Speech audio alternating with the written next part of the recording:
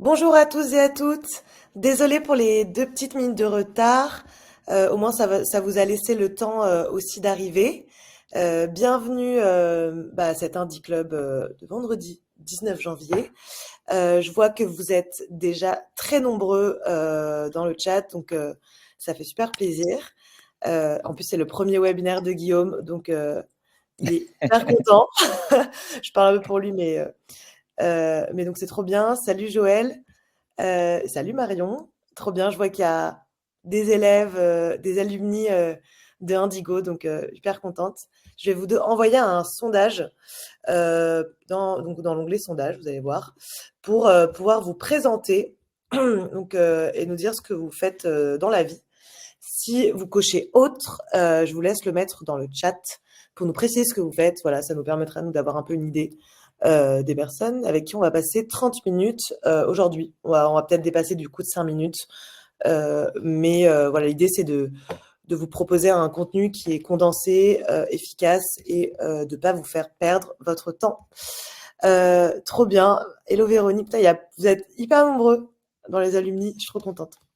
Alors, donc pour ceux qui me connaissent pas, donc moi je suis donc Oriane Texera, je suis responsable des programmes chez Indigo, donc responsable de la pédagogie. Et donc la mission d'Indigo, c'est de former les professionnels à intégrer les sujets de responsabilité dans leur métier.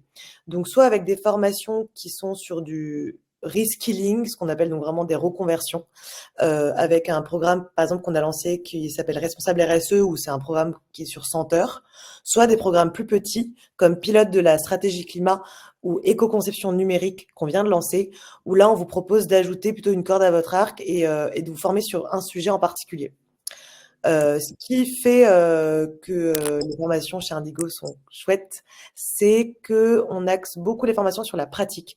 Donc, c'est-à-dire que chaque session, c'est moitié théorie, moitié pratique, et que même au sein de la théorie, vu que vous échangez avec des intervenants qui sont des experts du terrain et qui ne sont pas des formateurs, il y a beaucoup de partage d'expériences et de retours de leur part, ce qui fait que c'est assez peu descendant, enfin le moins possible en tout cas. Voilà, c'est une école qui a 1 an et demi, donc on n'a pas encore beaucoup d'alumni, mais ça grandit tranquillement. On est toujours à la recherche d'intervenants, donc on a une cinquantaine d'intervenants qui tournent aujourd'hui. Mais sachez que moi, j'ai toujours envie de rencontrer des personnes et d'élargir ce pool d'intervenants. Donc n'hésitez pas à me contacter sur LinkedIn, par exemple, si vous avez envie d'intervenir. Ou même si vous êtes alumni et que vous avez envie d'intervenir, je suis encore plus contente quand ça se passe comme ça. Et Benoît, notamment, qui est présent aujourd'hui, était alumni et va être intervenant. Voilà, je vais pas vous trop m'étaler sur le sujet. Indigo, voilà, juste pour remettre dans le contexte, c'est une des 4 écoles de Maria Schools qui comprend Lyon, l'école de l'ère entrepreneuriale, Maestro, l'école de la tech, Hiro, l'école du storytelling. Et donc, le point commun, c'est la pédagogie inspirée de Maria Montessori.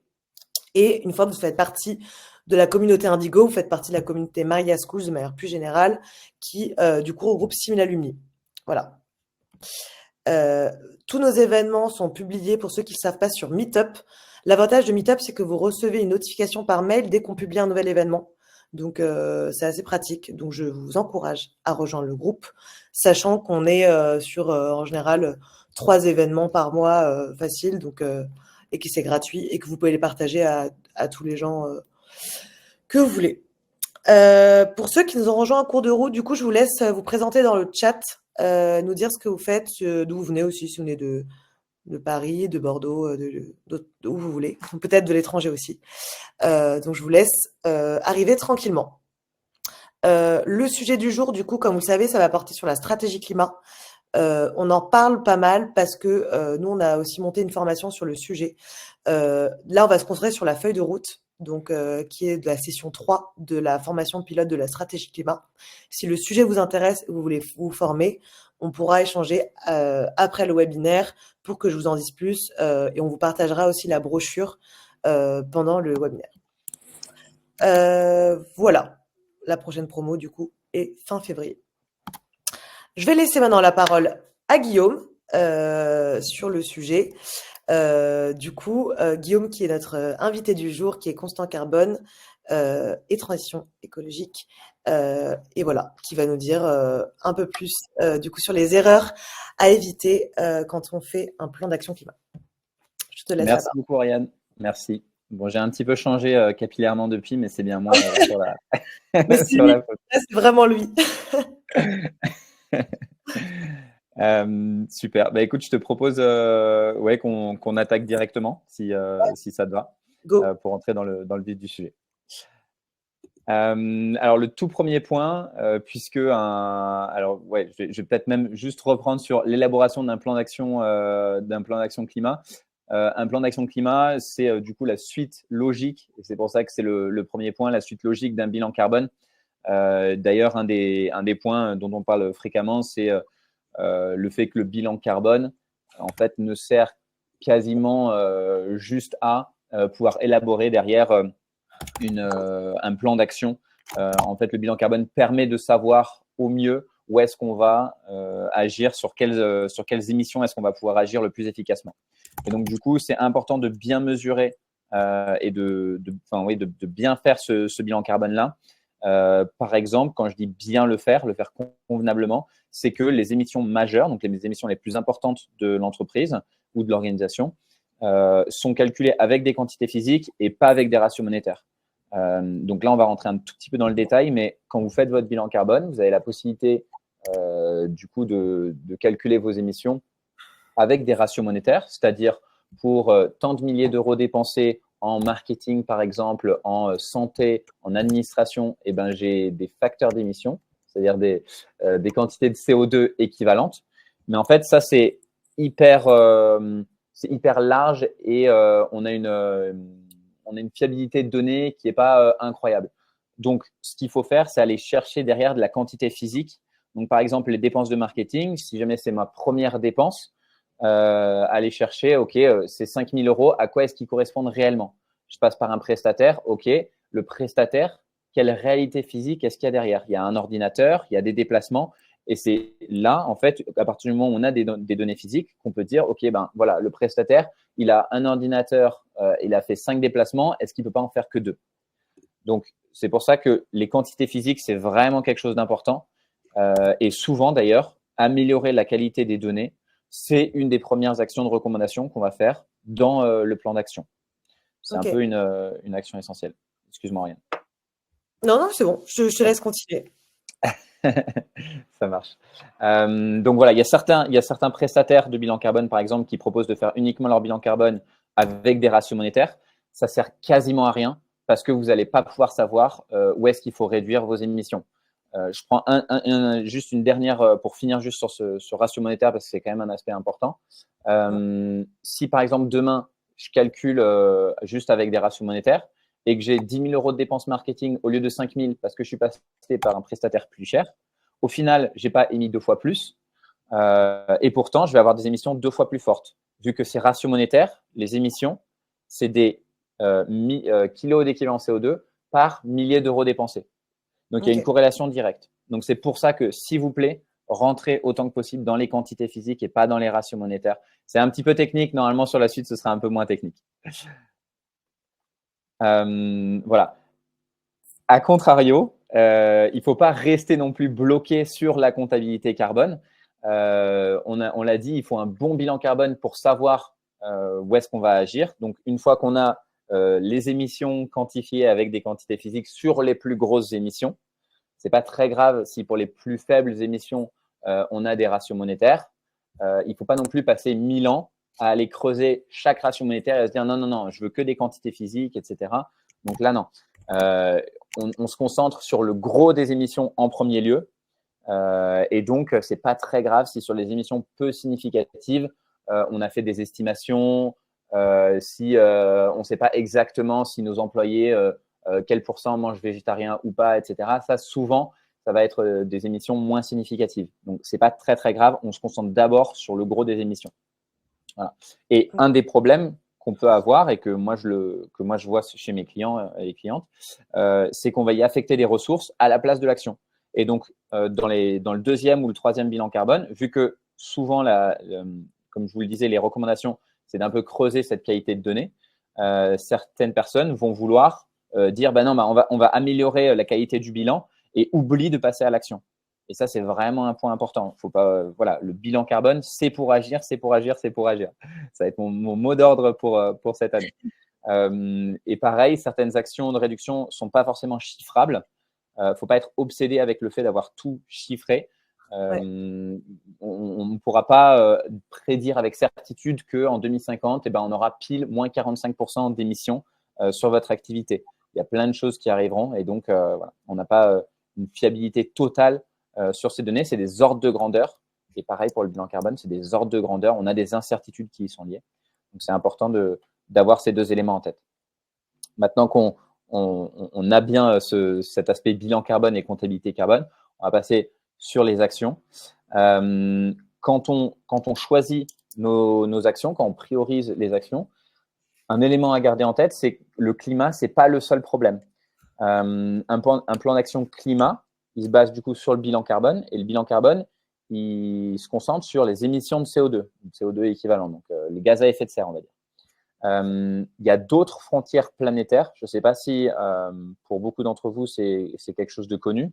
Je vous invite vraiment à regarder ce concept d'économie de donuts et de frontières planétaires. Pour les personnes qui ne connaîtraient pas, il y a la fresque des frontières planétaires qui l'explique très bien. Donc, vous avez par exemple le premier donut ici. Vous avez en vert foncé le plancher social, c'est-à-dire ce qu'il nous faut pour qu'on puisse vivre dans ce monde. Et en deuxième, dans la deuxième partie vert foncé, c'est le plancher environnemental que, on va dire, la planète est capable de supporter.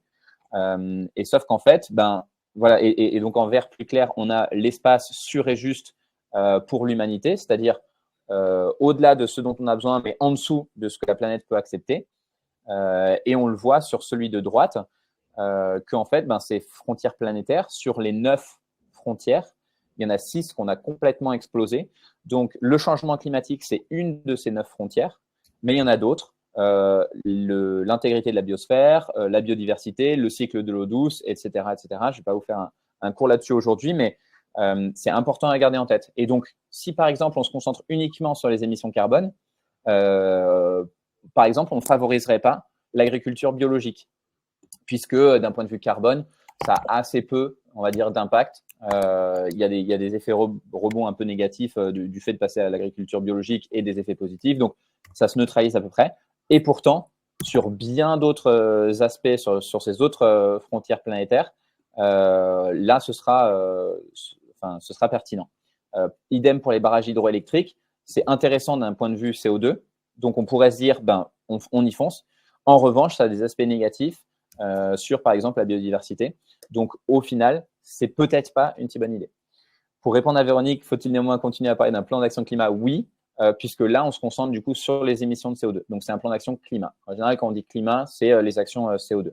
Si on fait un plan d'action environnement, là, il faudrait englober la biodiversité, le cycle de l'eau, etc. Une petite parenthèse importante, si vous voulez faire ces études-là sur, par exemple, un de vos produits, il faut faire des analyses de cycle de vie. Là, on a du coup quelque chose de plus complet et pas uniquement carbone. Le bilan carbone, c'est uniquement sur les sujets carbone. Merci Guillaume. Quand on décide ensuite de passer sur la partie action, un point important, c'est qu'aujourd'hui, depuis 2023, on n'est plus uniquement sur ce qu'on appelle le scope 1 et le scope 2, c'est-à-dire sur ces émissions directes. Vous avez en dessous un schéma de nos amis de Carvo. Le scope 1 et le scope 2, c'est la consommation de carburant et la consommation d'énergie directement sur mon site. Sauf que depuis le 1er janvier 2023, il faut aussi, quand on présente son bilan carbone, le faire sur 80% de ses émissions significatives du scope 3 aussi. Donc, le scope 3, c'est toutes les émissions en amont et en aval. C'est nos déplacements professionnels, c'est les déplacements domicile-travail des employeurs, les achats qu'on fait en amont de nos fournisseurs, le transport du fournisseur vers chez nous, et pareil, de l'autre côté de la chaîne de valeur, en aval, l'utilisation des produits. Et donc, par exemple, une des recommandations, ça peut être de demander les émissions des produits qu'on achète à ses fournisseurs et d'essayer de faire un peu des enquêtes auprès des clients pour savoir comment est-ce que sont utilisés leurs produits. Pour beaucoup d'entreprises, on le voit, la majorité des émissions, ça vient des prestataires. Si par exemple, on est sur du retail, du e-commerce, ben là, on va avoir une énorme partie, c'est pas tant le transport, ça va être les achats des produits soit finis, soit des matières premières d'ailleurs. Et donc là, pour réduire ces émissions-là, il faut travailler avec ses fournisseurs. C'est pas uniquement le rôle du fournisseur de le faire. Et on a par exemple l'exemple de Barilla, que vous connaissez probablement tous et tous sur les pâtes. Le gros de leurs émissions venait en fait de l'énergie nécessaire pour faire cuire leurs pâtes. Et donc, pour réduire leurs émissions, eh ben, eux, ils n'ont pas d'autre choix que d'inciter les clients et clientes à, par exemple, faire de la cuisson passive. Donc, vous mettez vos pâtes à cuire et puis, vous mettez votre eau à chauffer, à bouillir. Et quand vous versez vos pâtes, 1 à 2 minutes après, vous arrêtez tout de suite. Et comme ça, en fait, vous allez économiser peut-être 30% d'énergie. Et eux considèrent qu'un certain nombre, par exemple, l'affichant sur leur packaging, un certain nombre d'employés, de clients vont réduire comme ça leur consommation d'énergie et in fine, ça réduit leurs émissions. Je ne sais pas si c'est clair, n'hésitez pas à me dire si ce n'est pas très clair. C'est la responsabilité élargie. Ok. Point important aussi, c'est se déresponsabiliser. Donc, ça vient un petit peu dans la suite du point précédent. C'est pas parce que c'est mes clients ou mes fournisseurs que moi, je dois juste dire, ben voilà, c'est pas mon problème, moi, j'ai fait le nécessaire et puis ensuite, aux autres de faire leur travail. On le voit fréquemment. Là, c'est vraiment quelque chose d'expérience, de vécu, où on a souvent, c'est la direction qui va dire, OK, bon, ben, je vais laisser les achats gérer ça ou je vais laisser les employés venir parce que peut-être 5% des émissions viennent des déplacements domicile-travail. On va pas se concentrer sur notre activité cœur de cible, enfin notre cœur d'activité. On va se concentrer sur mettre en place du covoiturage. Ça, c'est ce que j'appelle se déresponsabiliser. On va pas travailler sur le gros des émissions. Il faut qu'à la fin d'un bilan carbone et d'une restitution de plan d'action, on ait bossé sur le cœur d'activité des émissions.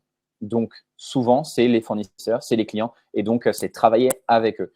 Et quand je dis travailler avec eux, c'est aussi allouer les ressources nécessaires, donc du budget et du temps, parce que pour les équipes, ça va demander des missions en plus, et donc, c'est important de leur laisser ce temps-là, parce que ce n'est pas quelque chose d'en plus qu'ils vont faire. C'est soit à la place, soit si c'est en plus, il faut leur allouer une certaine partie de temps ou de budget nécessaire. Petite partie qui fait un peu la suite, c'est de ne pas accepter la remise en question. Alors là, ça va peut-être faire un petit peu effet d'électrochoc. J'ai vu qu'on avait quelques directions RSE, donc voilà, sans aucun jugement, puisque ça dépend vraiment des directions, mais on le voit que ce soit direction RSE ou un peu plus haut aussi, surtout même d'ailleurs. Nous, en tant que consultants, on a ce rôle de faire un peu les électrochocs et donc, par exemple, de dire quand on est dans la vente de produits, pour réduire, la première chose, si on veut être le plus efficace possible, ça va être de vendre moins. Et alors là, chez pas mal de directions, ça fait vraiment ce fameux effet électrochoc. Ça fait peur, décroissance, non, etc. OK, on va se concentrer rationnellement. Et là, il y a une vraie partie sensibilisation et approbation. Voilà, sensibilisation basique, approbation simple. Et il y a certains cabinets de conseil qui font des ateliers spécifiques sur la partie approbation. Sur la partie sensibilisation, on le voit, c'est des fresques du climat, par exemple. Et ensuite, c'est la partie approbation, elle est hyper importante. C'est-à-dire, maintenant, est-ce qu'on est d'accord que vous avez identifié que le climat, c'est un sujet important, que les autres frontières sont aussi des sujets importants? OK. Et donc, approbation, on va faire un atelier spécifique pour qu'on soit d'accord, qu'on est tous alignés et toutes alignés sur le fait que maintenant, il va falloir prendre des actions là-dessus et voilà ce qu'on va faire. Et ça, c'est hyper important parce que souvent, on perd vachement de capacité d'action dans cette partie-là. Et donc, du coup, oui, nous, en tant que consultants, on va faire un petit peu peur. C'est la première étape, c'est on plante des graines, on shift la fenêtre d'Overton. Je vous invite à aller voir le concept de la fenêtre d'Overton pour celles et ceux qui ne sont pas familiers avec. C'est une graine qu'on va planter et qui petit à petit va amener à changer. Peut-être dernière partie, vouloir continuer le business as usual, toujours un petit peu cette transition avec le point précédent. Il est certain que le monde de demain sera plus le même que celui qu'on connaît actuellement. Ça, c'est pas moi qui le dis, c'est les ressources scientifiques. Pareil, je vous invite à aller voir les rapports du GIEC ou de l'IPBES si vous voulez les sujets biodiversité plutôt que climat. Si on fait uniquement de l'efficacité, c'est-à-dire on passe au LED, on va faire de l'éco-conduite, des choses comme ça, on n'atteindra pas les objectifs fixés, ce ne sera pas suffisant. Pour aller au-delà, pour vraiment atteindre pour revenir dans cette économie du donut sous les planchers environnementaux acceptables, il va falloir revoir complètement les modèles d'affaires. Il va falloir passer à de l'économie de la fonctionnalité, à de l'économie circulaire. Je vous prends 2 exemples si jamais vous n'êtes pas forcément familier avec. Michelin, au lieu de maintenant vendre ses pneus, propose pour certaines entreprises de vendre du kilomètre de pneus, ce qui fait que du coup, ils se concentrent sur des matières plus résistantes pour que leurs pneus puissent durer plus longtemps. En amont, ils sont obligés d'avoir une politique d'éco-conception et pareil en aval, d'essayer de réutiliser autant que possible leur matière, vu que du coup, ils se retrouvent avec les pneus usagés sur les bras. Pareil, Decathlon, l'an dernier, en Assemblée générale, la direction qui annonce que les produits de Decathlon de demain sont les produits qui sont actuellement chez les clients actuels. Donc ça, c'est un vrai shift. Demain, il est probable que les rayons seconde main deviennent de plus en plus importants chez Decathlon. Et il y aura toute une économie qui vient avec, la réparation, l'entretien, etc. Et donc là, on a 2 possibilités. Soit on prend de l'avance, on se met à bosser ces sujets dès maintenant. Soit on attend d'être sous la vague du tsunami, donc un peu déjà trop tard. On le voit aujourd'hui avec toutes les enseignes de prêt-à-porter qui sont en train de faire faillite. Il est venu la transition liée à la mondialisation, il fallait s'adapter. Il est venu la transition liée à la digitalisation, il a fallu s'adapter. Et aujourd'hui, il y a ces nouvelles tendances, enfin pas tendances, mais ces nouveaux sujets qui sont primordiaux, peut-être même plus importants que les 2 précédents. Et si on ne s'adapte pas, ça risque de devenir trop tard. Il y a certaines personnes qui se font surprendre, certaines entreprises qui se font surprendre par le fait que la législation va très vite. On le voit sur l'industrie du packaging, il y a des alertes rouges un peu partout chez les industriels. Les lobbying sont en train de faire leur travail de part et d'autre pour essayer de maintenir leur activité sur les secteurs qui sont un peu en danger, enfin qui sont en danger. On le voit sur l'industrie du pétrole plus qu'ailleurs, sur la COP 28 par exemple. Donc voilà, vous pouvez faire l'atelier d'automne, par exemple, pour vous rendre compte à l'échelle individuelle de ce qu'il faut faire et d'à quel point il faut changer de modèle. Je ne sais pas si beaucoup de personnes qui ont fait cet atelier et ont réussi à passer sous les 2 tonnes à la fin du jeu. C'est un sacré défi que je vous invite à faire. T'es animateur d'automne? Ouais, je suis animateur aussi. Comme pour la fresque des frontières planétaires aussi, si besoin. Et fresque du climat aussi? Ouais, fresque du Ah climat ouais, tu aussi. fais la totale, quoi. Et ma petite préférée, ça permet de faire un peu une transition aussi, c'est la fresque des nouveaux récits, pour celles et Ouais. ceux que ça intéresserait, et qui là s'oriente sur la compréhension de comment est-ce qu'on est venu à nos modèles actuels de normes sociales et de ce qui est désirable, et de se rendre compte qu'on peut déconstruire ces normes-là et reconstruire un futur qui est plus désirable, qui est plus souhaitable. Et du coup, c'est parfait, Oriane, parce que ça me permet de faire une petite transition sur une note positive, parce que on voit la décroissance, etc. C'est vrai que ça fait un petit peu peur, mais on va probablement vers un monde où on va se rapprocher, où on va avoir davantage de relations sociales, davantage se recentrer à des choses nécessaires, profondément utiles et qui comptent vraiment. Et on va un peu dégager tout le superficiel qui peut-être nous stresse au quotidien et qui n'est pas forcément nécessaire. Donc, je pense que ça va faire beaucoup de bien sur la charge mentale, par exemple, et même probablement nous rapprocher du bonheur. Et, Ouais, pour vas-y, vas-y. rebondir sur, du coup, quand tu parlais de Décathlon, du coup, on a un intervenant sur la formation de pilote. Donc on a un cours sur les nouveaux business models et du coup les solutions innovantes, qui du coup élargit un peu le sujet de la stratégie climat. Du coup, c'est Marc Perrenne qui était leader éco-conception chez Decathlon qui intervient, qui est maintenant chez Salomon. Donc, du coup, ça va être intéressant parce que là, on avait beaucoup d'exemples Decathlon, mais donc maintenant, on va avoir plus d'exemples côté Salomon. Et on avait fait d'ailleurs un webinaire avec lui que vous pourrez retrouver en replay sur YouTube, sur notre page. Et je pense qu'on va bientôt en faire un autre quand il aura un peu plus d'exemples à nous donner sur le sujet. Voilà. Mais en tout cas, du coup, si vous voulez échanger avec lui, il est intervenant aussi. Top.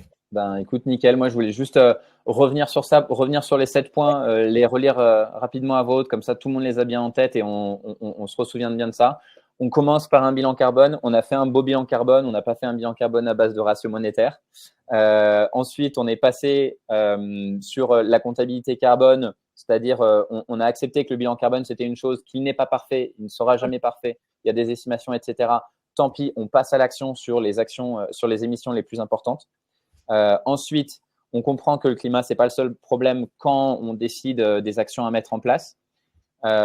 Puis, on s'attaque au gros des émissions. Le gros des émissions, on s'attaque, même si c'est en amont ou en aval, on l'accepte. On ne se déresponsabilise pas et on se remet en question. On accepte que les choses seront un peu différentes dans le futur. On construit ce modèle du futur et on prend de l'avance parce que c'est probablement ce qui nous permettra de survivre en tant qu'entreprise dans les années à venir, quoi. Bien. Merci pour ce récap. Et donc, comme je disais dans le chat, le replay vous sera partagé par mail pour ceux qui sont arrivés en cours de route. Voilà, vous pourrez rattraper tout le contenu. Merci beaucoup, Guillaume. C'était hyper intéressant et surtout hyper concis. Donc, je pense qu'on repart avec plein de bons conseils. Il nous reste quelques minutes si vous avez encore des questions sur le sujet. Et sinon, voilà, pour vous rappeler, pour ceux qui ont des questions, je repasse juste les slides sur la promo à venir. Du coup, c'est le 26 février. C'est une formation qui est à 2100 € de TTC, qui dure 26 heures. Et donc, l'intervenant Marc Perrenne, dont je vous parlais, qui est juste là sur la slide, qui est un des intervenants. On a aussi donc Ariane qui est avec nous aujourd'hui d'ailleurs, qui est consultante climat qui intervient. Louisiane, je sais qu'elle était là aussi, qui est chez Ecotree. Laurent qui est chez Axio, et Justine qui est chez Trace, qui fait pareil qu'Axio du coup, mais sur des grands comptes. Voilà, donc un pôle de profs hyper diversifié. Donc voilà, je serais ravie en tout cas d'échanger avec vous, ou sinon vous échangerez avec Cyrine, qui est responsable des admissions.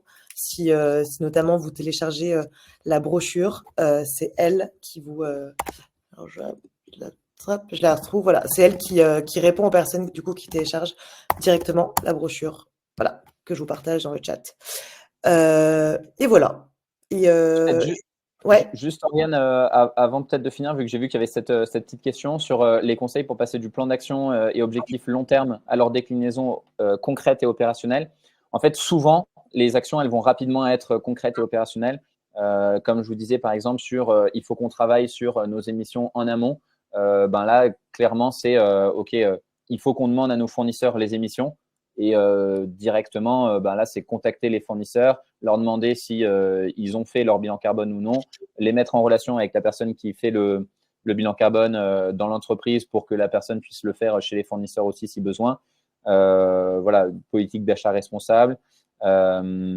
Assez rapidement, en fait, il y a assez, je dirais même qu'il y a assez peu d'actions vraiment long terme qui ne soient pas concrètes et qui ne puissent pas être mis en place directement, quoi.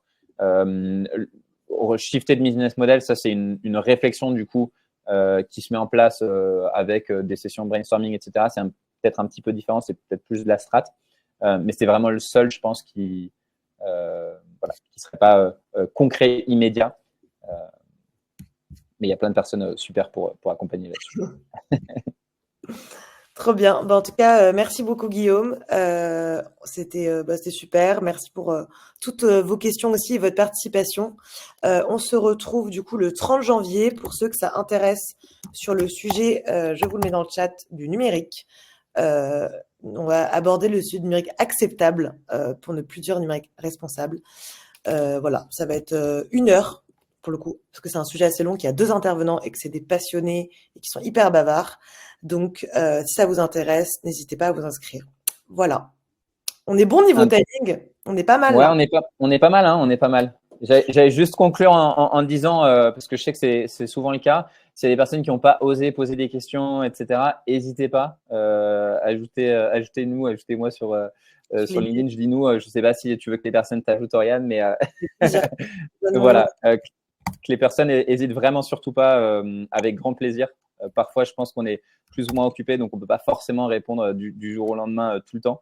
Mais avec immense plaisir. De toute façon, on a besoin de tout le monde dans cette transition. Merci. Merci à tous et à toutes.